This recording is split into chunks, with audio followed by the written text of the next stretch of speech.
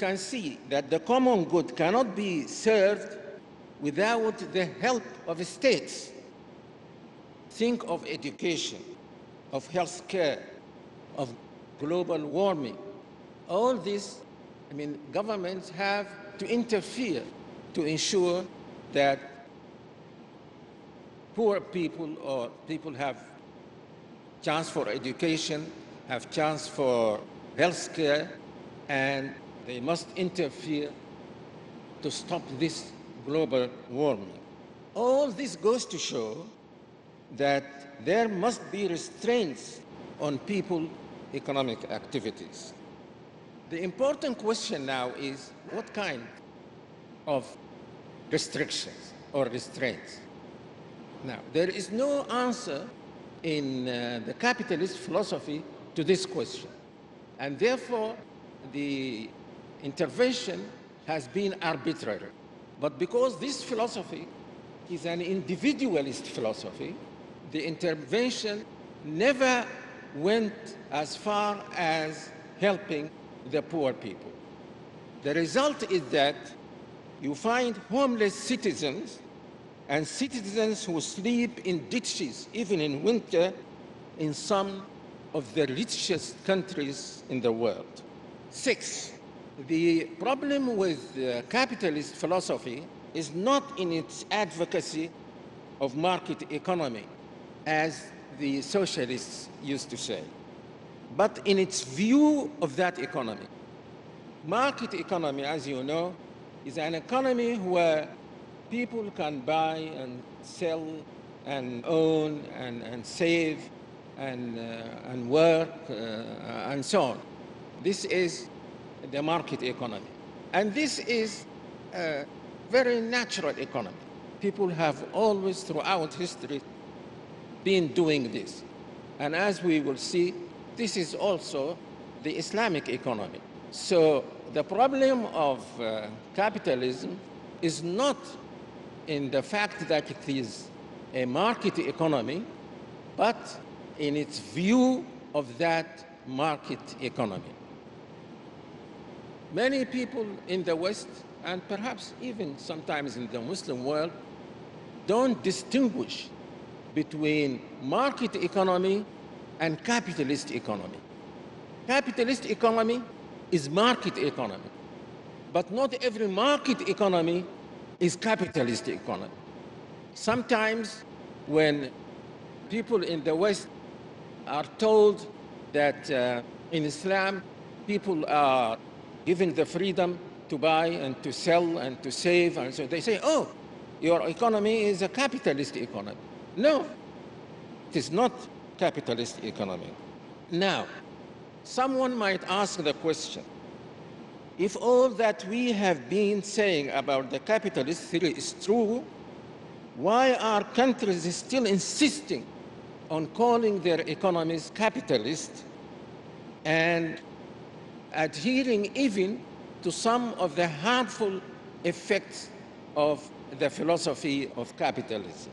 The answer is that many of them think, and they have this thinking for a long time, many of them think that the only alternative to capitalism is socialism. And socialism has been proven to be a failure. It was a failure in the Soviet Union.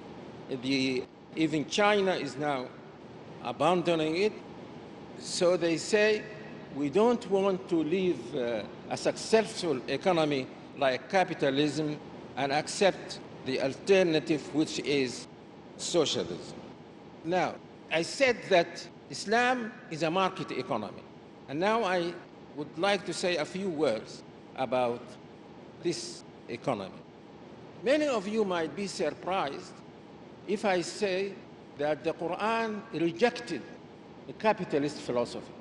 Someone might say that this philosophy was advocated only in 18th century Europe by people like Adam Smith.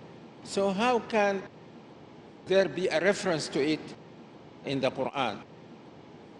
The truth is that this philosophy predates Adam Smith and 18th century thinking. Allah subhanahu wa ta'ala tells us in the Quran, the people to whom the rich people, Prophet Shu'aib was sent, did believe in a kind of capitalist philosophy. I would like again to emphasize the fact that there is a difference between the capitalist philosophy and capitalism. Of course, at the time of Shu'aib, there was no capitalism like the one we see in our days. There wasn't. Their economy was rather elementary, only buying and selling and so on. But their philosophy was capitalist philosophy. I would like first to read the verses referring to this in Arabic for the sake of the brothers who understand Arabic, and then read the translation. وإلى مدين أخاهم شعيبا قال يا قوم اعبدوا الله ما لكم من إله غيره ولا تنقصوا المكيال والميزان إني أراكم بخير وإني أخاف عليكم عذاب يوم محيط ويا قوم أوفوا المكيال والميزان بالقسط ولا تبخسوا الناس أشياءهم ولا تعثوا في الأرض مفسدين بقية الله خير لكم إن كنتم مؤمنين وما أنا عليكم بحفيظ قالوا يا شعيب أصلاتك تأمرك أن نترك ما يعبد آباؤنا أو أن نفعل في أموالنا ما نشاء. Those who speak Arabic, remember this phrase.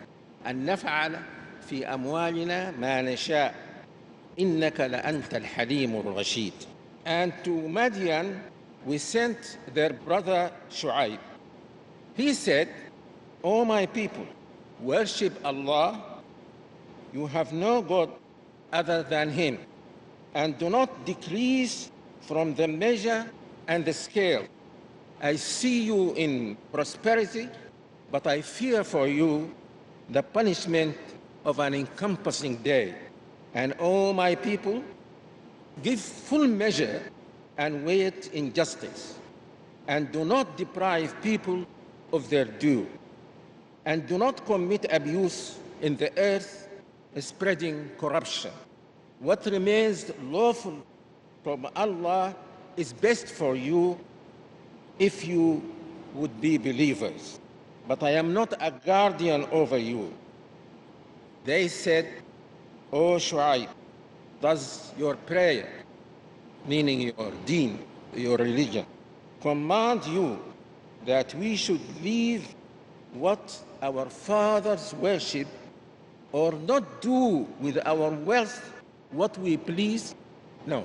Here, Shu'aib told them they cannot be free to do what they want with their wealth. He said, we said in Arabic and in English translation, do this, do that, don't do this. And most of what he said, and what prophets and also Prophet Muhammad says, and most of these restraints are in the interest of the poor people. Now, because these people were not real believers, they thought that their wealth, that they own this wealth in an absolute sense. But prophets come to tell people that this wealth is created by Allah subhanahu wa ta'ala, so He is the real owner of the wealth, and it is He who has the right to tell you how to deal with it. Now, the people of Shu'aib wanted to do what they wanted or what they pleased with their wealth. And the expression laissez-faire, let him do what he likes, seems like a translation of the words of the people of Shu'aib. So according to the Quran, this philosophy is older than Adam Smith or the French European thought.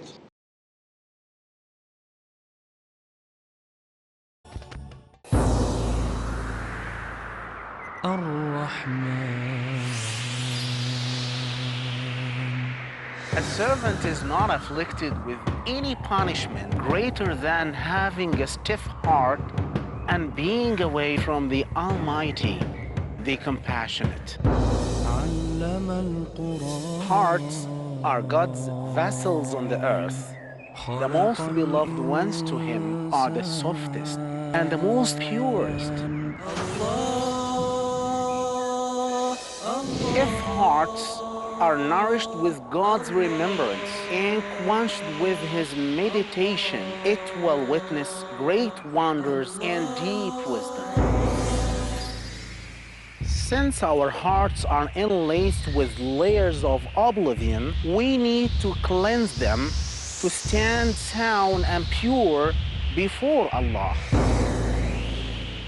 To know more, join us on Peace TV's new series on healing hearts, where we can join together the caravan of the sincere servants of Allah. Let's try and purify our hearts from all destructive sins to taste true success in Healing Hearts. Every Thursday at 6 p.m. and repeat telecast at 5:30 a.m. India on Peace TV.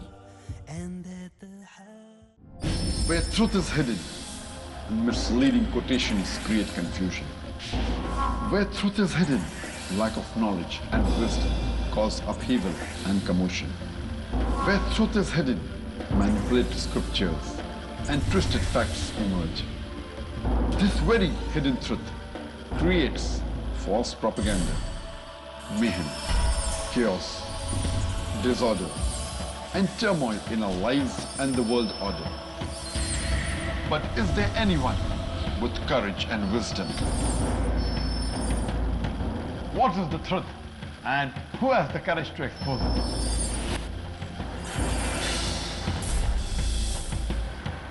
Because it's your right to know the truth. Watch truth prevail and lies perish in Truth Exposed by Dr. Zakir Naik. Every Sunday to Friday at 9 p.m. and repeat telecast at 7:30 a.m. India on Peace TV. A man, a mission, a world-renowned orator on Islam and comparative religion. He dedicated more than 5 decades of his life for dawah. Ahmad Deedat. We Muslims believe that Jesus was the Christ. This book is an eternal book of guidance for you and for me, for the whole of mankind. It's a solution to the problems of mankind. The miracle is when you expect a man to be dead and he's alive. That's a miracle. Man with a Mission. Every Monday to Thursday at 5:30 p.m. and repeat telecast at 11:30 a.m. India on Peace TV.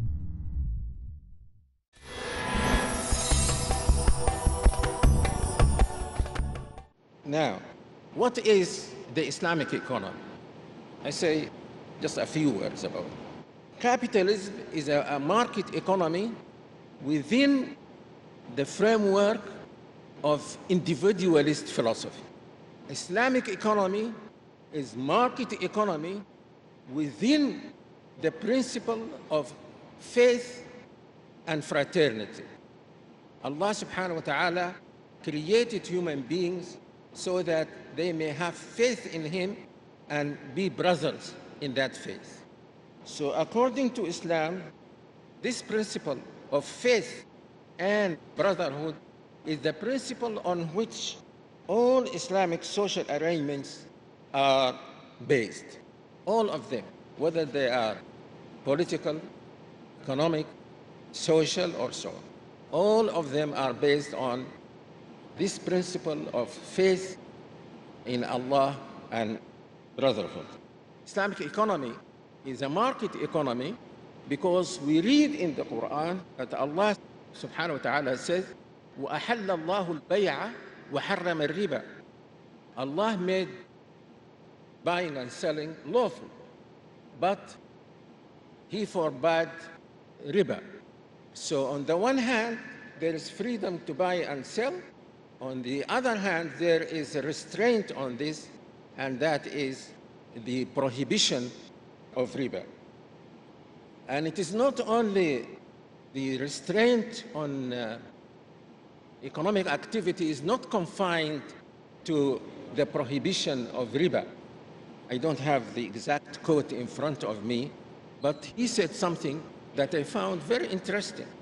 He said that if there was a 3% annual tax on capital in the United States, there would have been no poor person in the world. So he was talking only about the United States. What if that 3% tax was levied on people in Europe and other parts of the world? And I found it interesting, as you must have also found it interesting, because the 3% is very much near the zakah, because the zakah is only 2.5% on capital, something like a tax, annual tax on capital. So he said, if that was the case in the United States alone, there would have been no poor person in the world. There are other restraints, as I have set by Islam, on the activities of, people are free, but there are restraints. We mentioned two of them, but there is a general one, which says, كَيْ لَا يَكُونَ دُولَةً بَيْنَ الْأَغْنِيَاءِ مِنْكُمْ. Do not let wealth be circulating among the rich people among you. So governments are required to take measures to have policies that prevent this circulation of wealth among the rich only.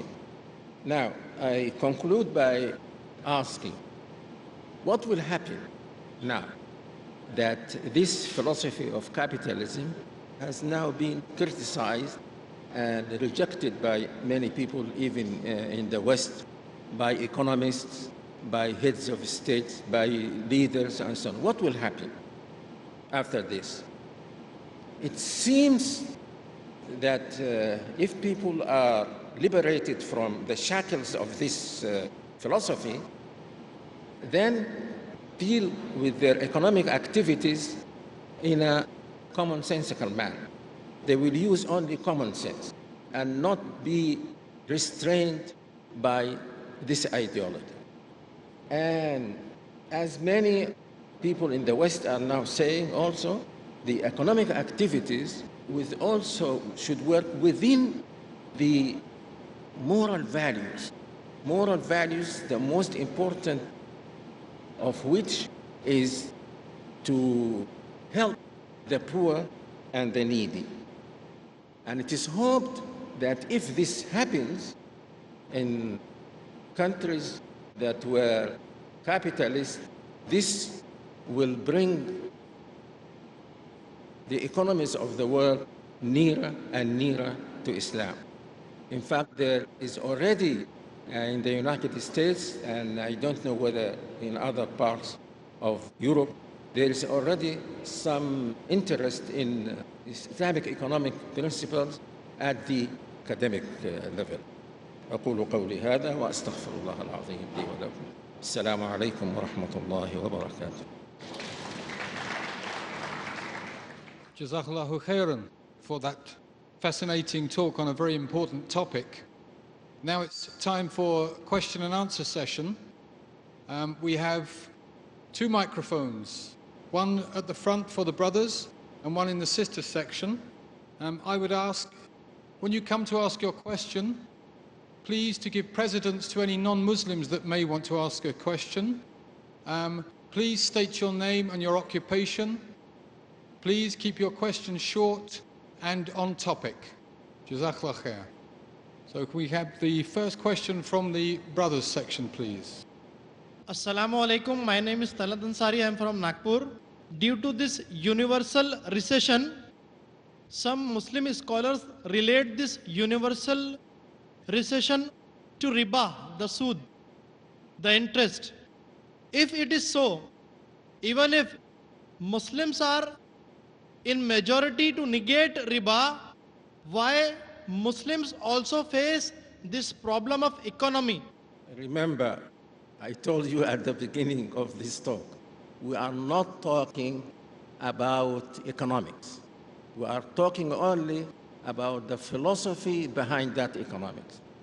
And in Islam, riba is prohibited. But Islam does not say that it is enough to prohibit riba. As I said, there must be zakah, there must be policies that prevent wealth from circulating among the rich only. So riba was a factor in the economic crisis, but it was not the only one, and it cannot by itself, the prohibition of riba will not by itself solve all the problems. Jazakallah. Question from the sister section, inshallah. Assalamu alaikum wa rahmatullahi wa barakatuh. My name is Alia Muqaddam and I'm a student of English literature. My question is, the Islamic financial system has set no limits on the margin of profit a person can make in his trade. Don't you think if the selling price is much higher than the cost price, it would be cheating the customers? No, you cannot do that, and it will not solve the problem. Because remember that in Islam, this is a market economy, and you can make as much profit as you can. But what you are fearing will not happen if other measures are also taken. If riba is prohibited, if zakah is levied, if the wealth does not circulate only among the rich, then there will be, even in Islam, some people who are poor, some who are rich. But we hope that the gap between the two will not be as it is in the capitalist countries. So we cannot do this, because the Prophet was once asked to specify prices. He said, Allah wal musa'ir. We leave this to Allah subhanahu wa ta'ala. And when he said, leave it to Allah subhanahu wa ta'ala, meaning leave it to what happens just as a result of buying and selling and so on. Thank you. Jazakallah. Jazakallah khair. Question on the brother section, please, inshallah. Assalamu alaikum. My name is Arif Siddiqui. I am an ex-banker. Sir, socialism is generally considered alternative to the capitalist system of economy if it collapses or fails. Do you want Islamic economy to be a corrective force to these two systems or an alternative to these two systems? And where is the dividing line, sir? It is, I said, it is an alternative. First, it is economic, it is a market economy like capitalism. Because market economy, as I said, is the natural economy.